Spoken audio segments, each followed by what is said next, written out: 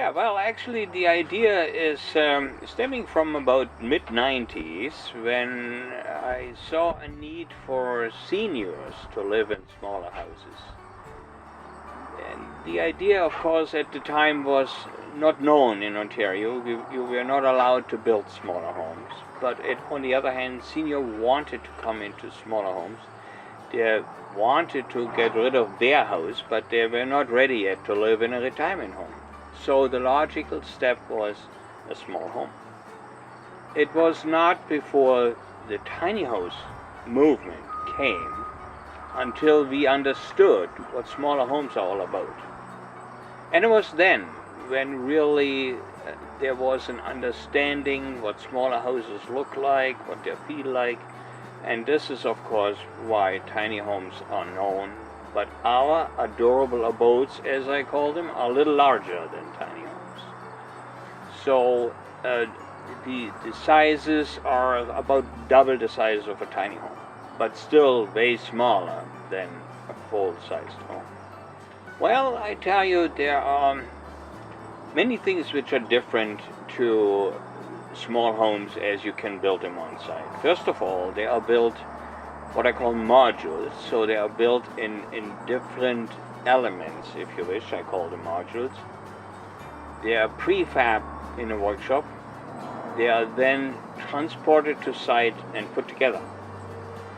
So as a result, they are built differently. They are built under environmentally protective conditions, so we don't have to look for rain gear and the workers being protected from the rain. They are all built in a heated shop.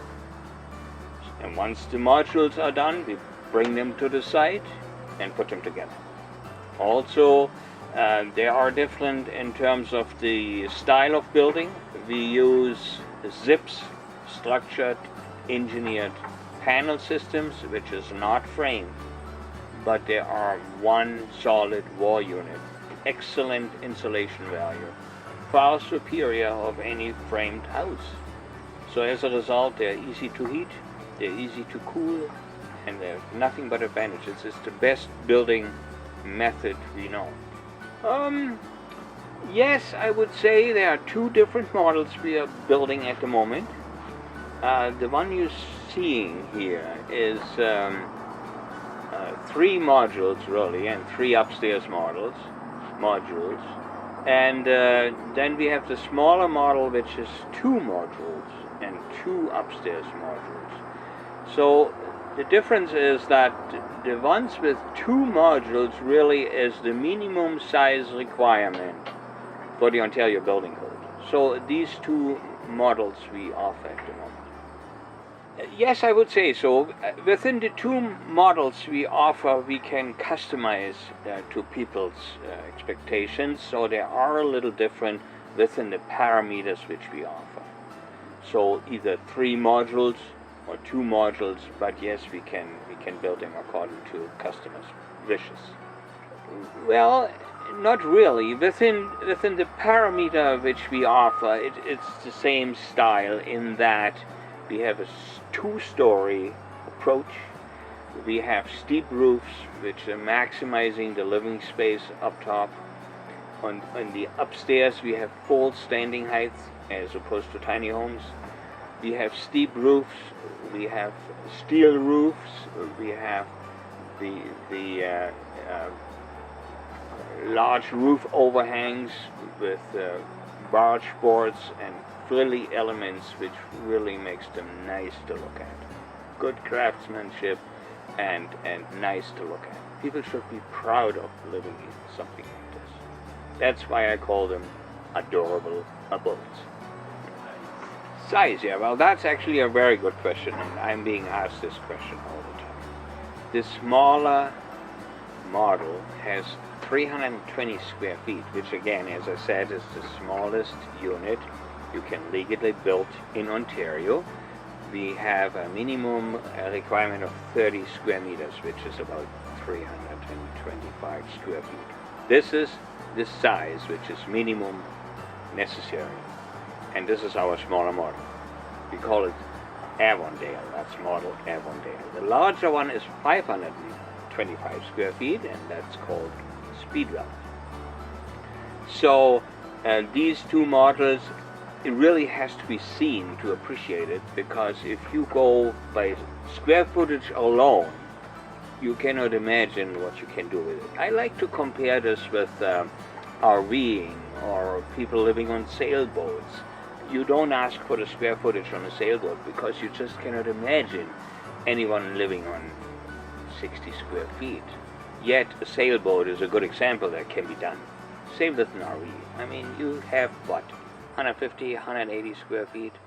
You take the 180 square feet out of your living room and you say, I cannot possibly live on that.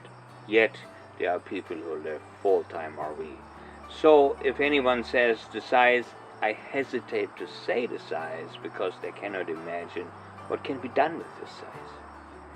Yes, I can. So at the moment, yes, we do. So the way it would work is that the customer would have their own property, and we would build the unit here in our manufacturing shop, transport it to the customer's property, and set it up and put it together.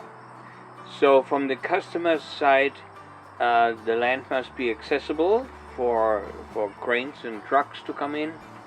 The foundation must be done, and the hookup for hydro and water and septic must be provided from the customers. Then we could build the unit, bring it there, and put it together.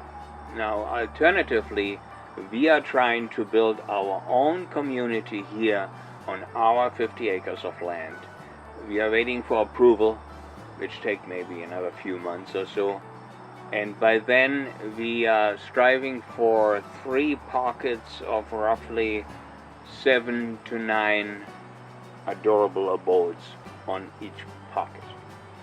So that's the goal, and as we speak, I'm looking for people who want to get involved.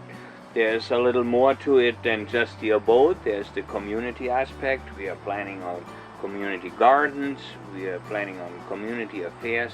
And we need people who would like to get in on ground floor opportunity to be involved in such a community. Inexpensive living. Self-sufficiency of these units. We are talking perhaps solar systems. We are talking composting toilets. We are talking rainwater collection systems. All of these things can be done in our community. Well, this is actually an outhouse. Now, you don't have to have an outhouse if you live in a place like this. You can have your toilet inside. You can have it in a turret. You can have a composting toilet inside. But an outhouse, of course, is a provoking thought which way we really want to deal with this. And I'm going to show you how this works. This is actually the smallest one I built. And I show you how this works. It's not just a small area, it's actually the entire wing, which is kind of folding back. See? All kinds of space there. And of course the composting toilet. This is a turret. We build all abodes with turrets. My personal signature. You can use them for washroom, for shower, playpen, whatever can be done with small spaces like closets, but they have no other use, but they just look great.